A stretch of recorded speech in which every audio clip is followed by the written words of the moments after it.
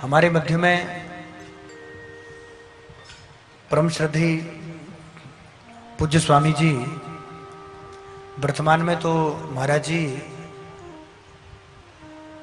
महाराष्ट्र के जलगांव पाचोरा के पास बड़गांव है, उसके साथ ही गांव में महाराज जी आश्रम में रहते हैं। और अब बहुत अधिक समय महाराज जी ने वहाँ अपना समय दिया है। और आसपास के जो गांव हैं, उस गांव की जो बहुत छोटी छोटी गरीब बालिकाएं, जिनके परिवार के पास बच्चों को पढ़ाने का भी समय नहीं है, महाराज जी अधिक से अधिक समय देकर के उन बच्चों को पढ़ाते हैं। और यहाँ अभी वर्तमान में जहाँ जहाँ भी भागवत पाठशालाएं नई नई खुली है, बहुत सारी जगह ऐसी है जहाँ 6 महीने में बच्चों को भागवत पढ़ाते हैं और उनको हम सुने। और महाराज जी ने अभी वर्तमान में वहाँ की जो छोटी छोटी बच्चियां हैं, छोटी छोटी जो बालिकाएं हैं, उनको इतना सुंदर, उनको लगभग प्रारंभ से लेकर के सब कुछ कंठस्थ है। इतनी सुंदर स्तुति, इतना सुंदर भागवत का पारायण और इतना सुंदर, ये हम कहें वो बात हो रही थी ना कि आज किशोरी जी नहीं आ पाई किसी कारणवश, तो हमने कहा था कि जो प्रभु इच्छा, तो शायद ठाकुर जी जानते थे कि आज परम श्रद्धेय पूज्य स्वामी चिदानंद गिरी जी महाराज इतने दूर से पूज्य महाराज जी आए हैं। ये आप लोगों का ही कोई पूर्व जन्म का संस्कार है, पुण्य है। ये परम सौभाग्य का विषय है कि इतना सहज हमें संतों का दर्शन भी हो रहा है। हरियमुना सहयोग समिति के तत्वावधान में, महाराज जी मैं 2 मिनट कहूंगा बस, हरियमुना सहयोग समिति के तत्वावधान में ये निरंतर 108 कथाएं चल रही है। 8 मार्च 2024 से यमुनोत्री से ये कथा शिवरात्रि को प्रारंभ हुई है और कुंभ तक हम लोग 9 जनवरी को हम लोग प्रयाग पहुंच रहे हैं और 6 मार्च को प्रयाग से वापस यमुनोत्री की ओर बढ़ेंगे। अप्रैल 2026 में ये 756 दिन चलने वाला 108 सप्ताह का जो ये भागवत पुराण हो रही है, 108 कथाएं, इसका जो विराम है वो अप्रैल 2026 में यमुनोत्री में होगी। और 5 प्रकल्प है। पहला 108 कथाएं यमुना जी को सुनाना, दूसरा यमुना जी की स्वच्छता, उसकी निर्मलता पवित्रता के लिए बात करना, और उसके लिए काम भी हो रहा है। STP ऊपर से नीचे को लग रहे हैं ताकि जितनी निर्मल यमुना जी यमुनोत्री में उतनी निर्मल दिल्ली तक तो पहुंच जाए कम से कम, क्योंकि सबसे बड़ी समस्या तो दिल्ली में है। अभी पीछे जब दिल्ली, यहाँ कोई दिल्ली का बैठा है, शास्त्री जी है, दिल्ली में हाहाकार और तिहाड़ में सरकार, ये न्यूज चली थी टीवी पर कि पानी के लिए चली थी। और यमुना जी के विषय में महाराज जी, आप तो शास्त्री जी हमसे बहुत भले जानते हो, हम तो 1 महीना दिल्ली लगाकर आए कथा में, तो कालिंदी कुंज में हम पानी भरने गए तो बोतल ही फूट गई। तो गंदा नाला, कीचड़, मलमूत्र, इतनी दुर्गंध, दिल्ली की स्थिति तो यह है। तो दिल्ली तक भी यदि निर्मल शुद्ध पानी हो गया, और वो बहुत जल्दी होने वाला है, तो महाराज जी यमुना की स्वच्छता, हरित यमुना में 108 सघन वन, 5-10 एकड़, 20-50 एकड़, तो 108 सघन वन का काम भी शुरू हो गया। पेड़ लगने भी शुरू, मियावाकी टेक्निक है जापान की, उस मियावाकी टेक्निक से फॉरेस्ट लग रहे हैं 108। और इधर हनुमान जी हैं, उधर भी हैं अष्टधातु के पंचमुखी हनुमान जी। 108 स्थान पर 108 हनुमान जी की भी प्राण प्रतिष्ठा हो रही है। नर्मदा के परिक्रमा के तर्ज पर हरियमुना पथ परिक्रमा मार्ग का भी पुनरुत्थान हो रहा है। तो ये 5 प्रकल्प है, जिसमें से हनुमान जी तो स्थापित हो ही रहे हैं, कथा हो ही रही है, और सघन वन का काम भी प्रारंभ हो गया है। 3 पोटा को अगर पोटा वाला गिने, तीसरा चौथा सघन वन हो जाएगा। हसनपुर वाला, कुंजपुरा वाला जो अभी लगने को है, क्योंकि खर्चा ज़्यादा आ रहा है, ऊपर से कथा का खर्चा तो हर 7वें दिन है ही। तो ये 5वां कार्य है, पूरी परिक्रमा पथ का पुनरुत्थान, यमुनोत्री से प्रयाग और प्रयाग से तो नर्मदा के तर्ज पर ही यहाँ पर हम परिक्रमा प्रारंभ स्वयं से, अभी तो ये पहली परिक्रमा हम लोग ही कर रहे हैं। तो ये 5 प्रकल्प को लेकर कथा हो रही है। तो हम लोगों का परम सौभाग्य है कि पूज्य महाराज जी ने अपना पूरा जीवन, संपूर्ण जीवन केवल सनातन के लिए दिया है, सनातन की सभ्यता संस्कृति के लिए दिया है। सनातन की जो धरोहर है, चाहे वो भागवत धर्म हो, चाहे वो सनातन्य धर्म हो, वेदादि हो, उन सब का संरक्षण करते हुए जन जन तक भागवत धर्म का प्रचार प्रसार हो। और उन स्थान, महाराज जी ऐसे स्थान पर रह रहे हैं, आप जाओगे ना तो हैरान हो जाओगे। आप कहोगे महाराज जी आप इतने विद्वान हो और आप ऐसी जगह बैठे हो, तो भैया नोट वाले, पैसे वाले या धन वालों के पास तो कोई भी चला जाता है, पर जिनके पास देने के लिए कुछ नहीं प्रेम के अलावा, ऐसी जगह कोई कोई विरक्त संत ही टिक पाते हैं। तो एकदम विरक्त भेष में है, विरक्त संत है और बहुत इतने उच्च कोटि के विद्वान पूज्य महाराज जी हैं। ये हम पुनः कहें, ये चर्चा अभी अभी आधा घंटा पहले इन्होंने मैसेज दिया कि हमारी जो बहन पूज्य जो कृति किशोरी जी थी, उनके घर में कोई घटना होगी, वो नहीं आ रहे। तो हमने कहा जैसी प्रभु इच्छा, शायद भगवान को कुछ और मंजूर हो। तो भैया भगवान को वो मंजूर नहीं था, भगवान को ये मंजूर था। भगवान ने कहा कि नहीं, फिर तो वो खिचड़ी जैसी पकना जाए तो उनको कल बुला लेंगे, परसों बुला लेंगे, उनको तो आना ही है, वो तो हमारे अपने, वो भी अपने घर के हैं, वो अभी वो बाहर के थोड़ी, वो भी हमारे अपने घर के हैं। वो कल आ जाएंगे, परसों आ जाएंगे, पर आज शायद महाराज जी को आना था, इसलिए ऐसा संयोग बना कि भैया आराम से आप महाराज जी को सुन पाएं, आराम से महाराज जी का आशीर्वाद आप ले पाएं, आराम से महाराज जी की कृपा अनुग्रह हम पर बना रहे। तो महाराज जी ये इस प्रकृति को लेकर, पर्यावरण को लेकर, एनवायरनमेंट को लेकर और ग्लोबल वार्मिंग को लेकर, तो उसी के ऊपर ये बहुत गहन विचार करने के बाद ये मिशन प्रारंभ किया गया है। तो एक बार पुनः पूज्य महाराज जी के चरणों में हमारे तोमर परिवार की तरफ से, हिमाचल प्रदेश से आए सभी भक्त और अन्य जो यहाँ पर बैठे हैं सभी की तरफ से अभिनंदन, सभी के तरफ से सब पूज्य महाराज जी के चरणों में प्रणाम। और अब हम एक बार पुनः जोरदार तालियों से आप पूज्य महाराज जी का स्वागत अभिनंदन करेंगे। और अब महाराज जी से हम आग्रह करेंगे, आप तो अपने घर के ही हमारे संत हैं, तो हम महाराज जी से आग्रह करेंगे कि महाराज जी आपका आशीर्वाद, आपका आशीष वचन हमें प्राप्त हो, आपकी कृपा, आपका अनुग्रह भी हमें प्राप्त हो। पूज्य महाराज जी। हाँ औने महाराज। हरि ओम।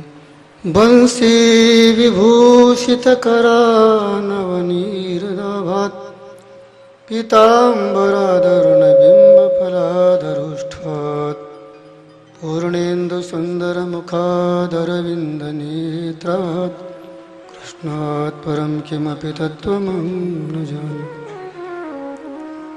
देवक्या पालितो गर्भे लालितों के यशोदया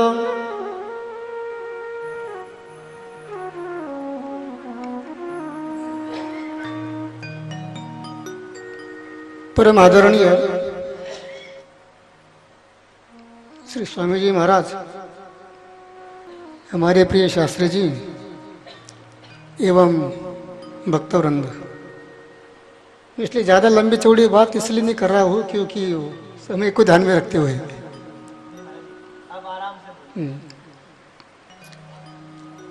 आप लोग बड़े भाग्यशाली हैं कि इस उपक्रम में आप लगे हुए हैं। ज़्यादा मैं व्याख्या नहीं करूँगा, लेकिन जो उपक्रम महाराज जी ने शुरू किया है उसके विषय में भागवत में बहुत सारे संकेत है। ये वृंदावन की बात है। एक बार भगवान श्री कृष्ण अपने मित्रों के सहित गाय चराने गए थे। भगवान श्री कृष्ण ने अपने मित्रों से कहा कि देखो, पश्येतान् महाभागान् परार्थैकान्त जीविना वातवर्षतपहीमान् सहन्तो वारयन्ति नः अहो येषां वरं जन्म सर्वप्राण्युपजीवनम् सुजनस्यैव येषां वै विमुखा यान्ति नार्थिनः पत्रपुष्पफलच्छाया मूलवल्कलदारुभिः गन्धनिर्यासभस्मस्ति त्वक्मयि कामान् वितन्वते।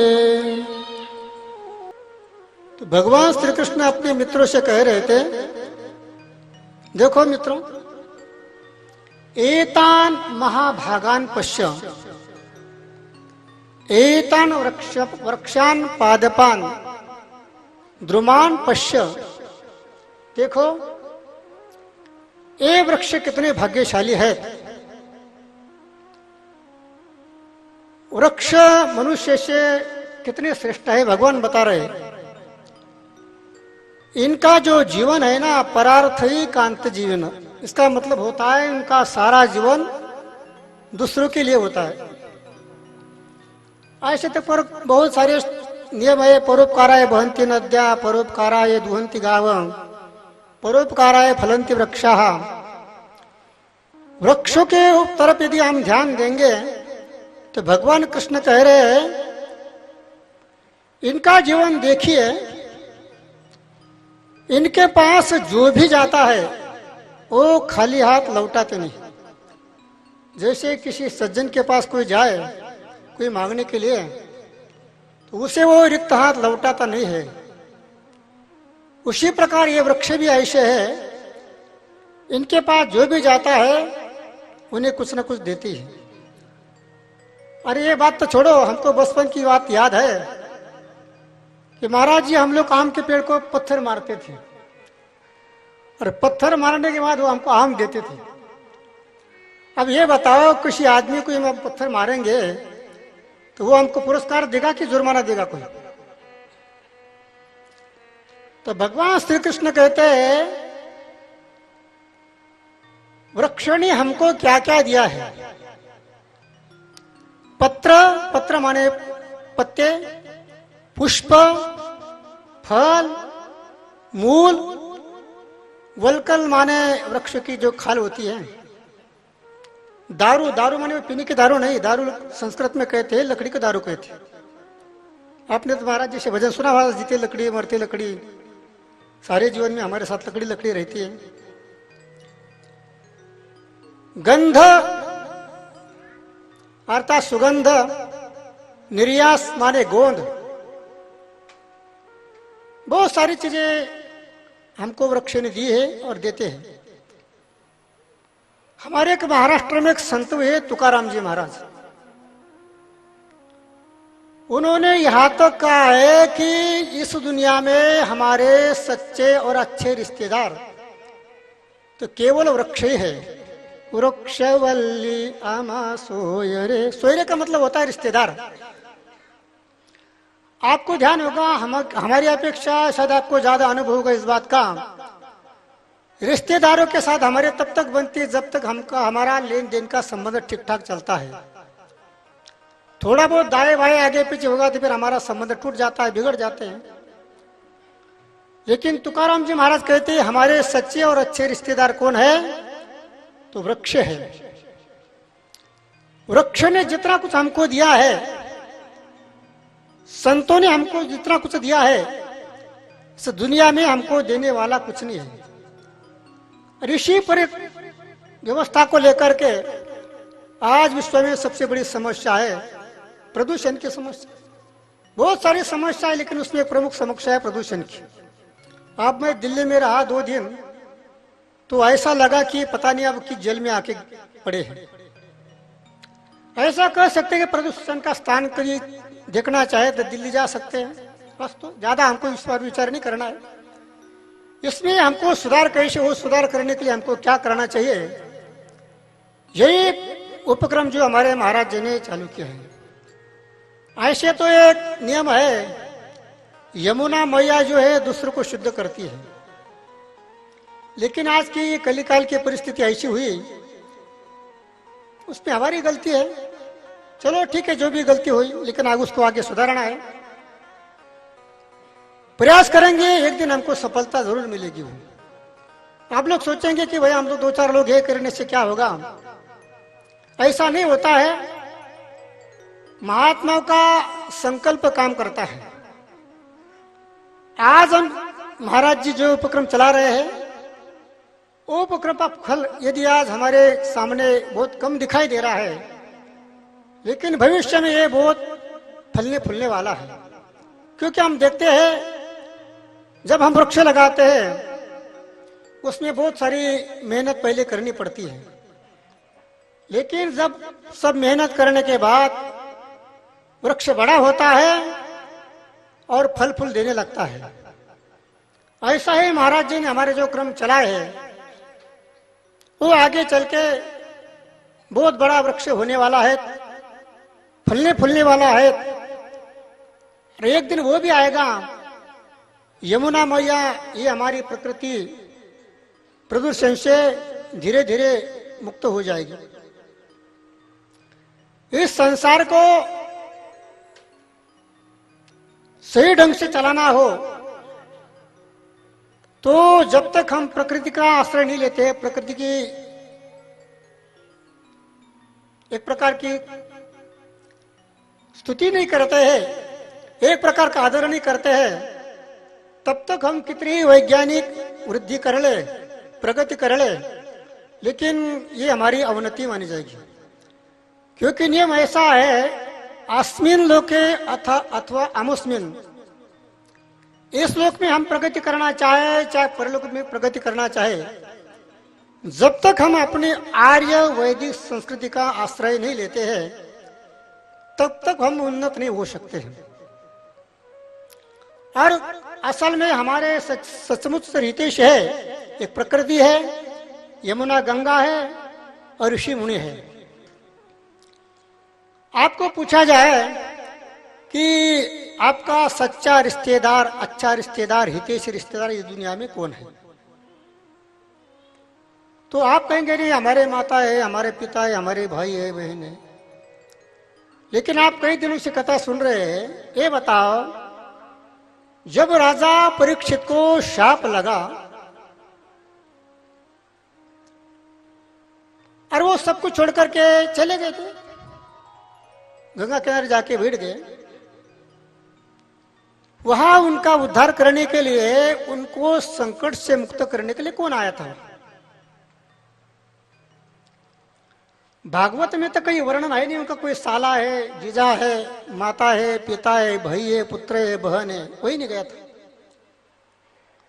तो वहां लिखा है, सर्वे वयम तावदिहा स्मृद्य यावद संकलेवर विहाय लोकम परम शोक मिर्जस्कमिहाय यश्चत्यजम भागवत प्रधान।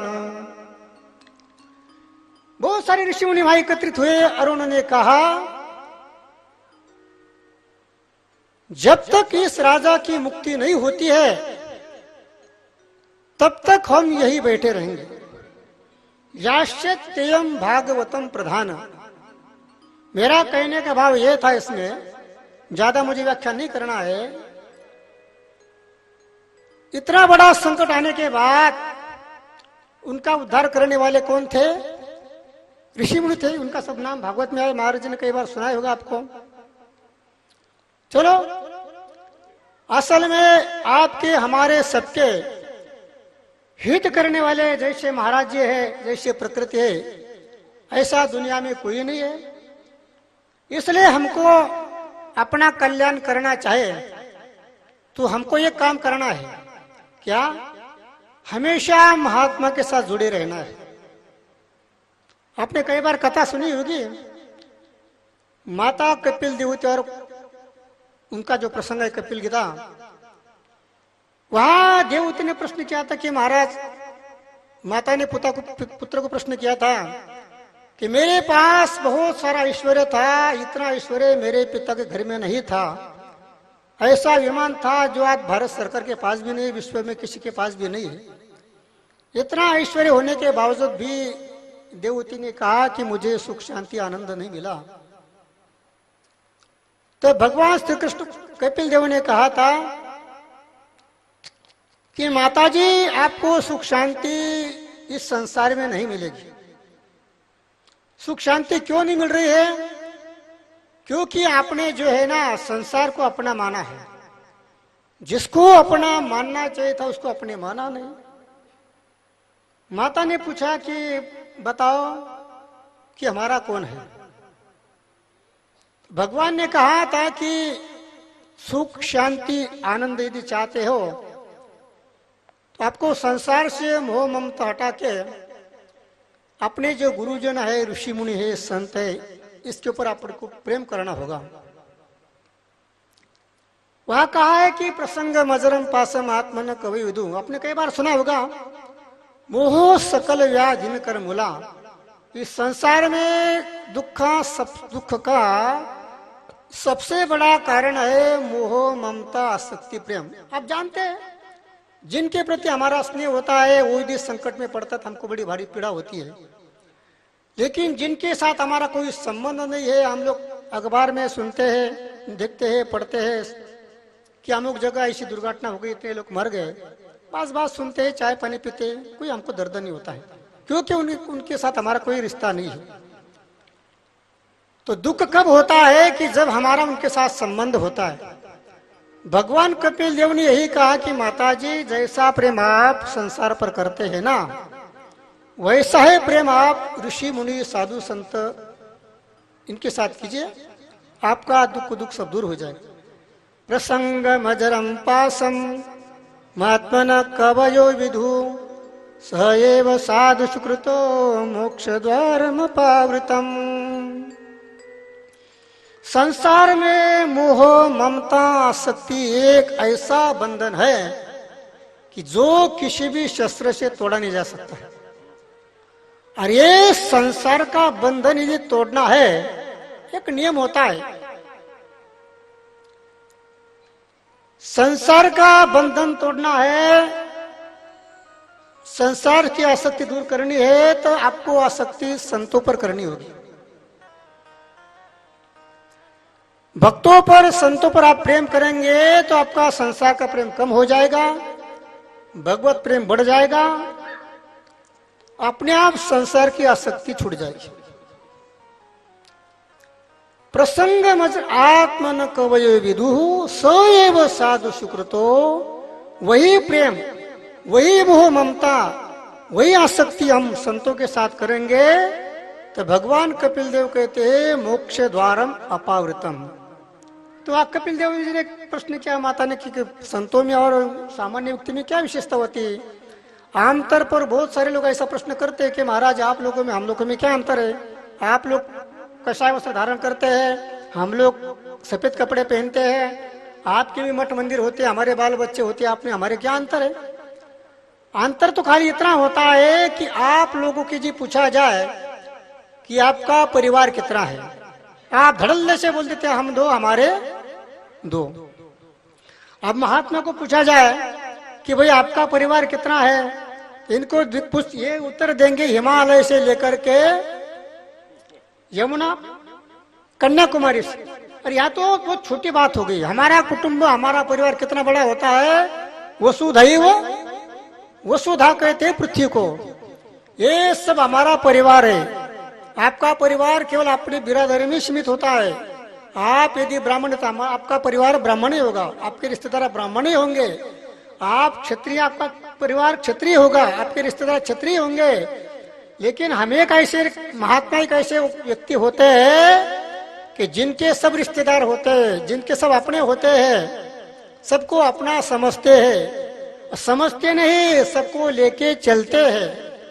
मैं ज्यादा नहीं कहूंगा, आप लोग तो रोज यात्रा करते हैं, रेलगाड़ी के बहुत सारे डिब्बे होते हैं, लेकिन डिब्बे जब तक वो इंजन को साथ नहीं जुड़ते हैं ना, तब तक आप उस स्थान पर नहीं जा सकते हैं। तो हमारे जो महात्मा जी है ना, ये रेलगाड़ी के इंजन की तरह होते हैं। उनके लोकल डिब्बे चलते हैं, एसी फर्स्ट क्लास से भी लेके चलते हैं, एसी स्लीपर क्लास से भी सबको लेके चलते हैं महाराज जी। और कहाँ चलते हैं, जहाँ उनको जाना होता है वहां सब वो पहुंचा देते हैं।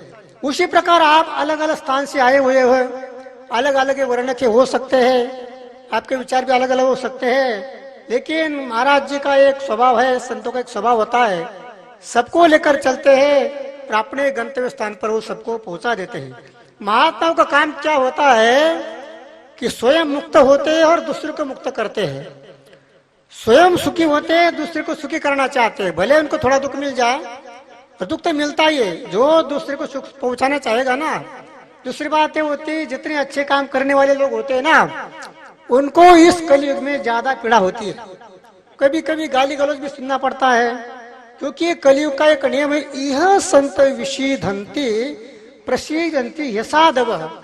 इस कलयुग का एक नियम है कि इसमें अच्छे लोग दुखी रहेंगे और बुरे जो लोग है ना, गुंडागर्दी करने वाले, थोड़े उदंड रहने वाले, वो लोग सुखी रहेंगे रहेंगे नहीं, आपको ऐसे दिखाई देंगे। कभी कभी लोग पूछते हैं महाराज जी हम तो सब अच्छा करते हैं, महात्मा भी अच्छा करते हैं, कभी कभी इतनी इतनी परेशानी क्यों होती है, हमारे जीवन में भी ऐसे संकट क्यों आती है, हम तो अच्छा काम करते हैं।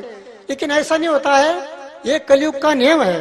ये नियम होता है, सर्दी में सर्दी तो लगेगी, गर्मी आए तो गर्मी में लगेगी। ऐसा एक कलयुग का नियम होता है, अच्छे लोगों को परेशानी ज्यादा होती है। दूसरी बात, आप यदि शराब की होटल खोलना चाहे या कोई दुकान खोलना चाहे, आपको इसका विरोध करने वाले बहुत कम मिलेंगे।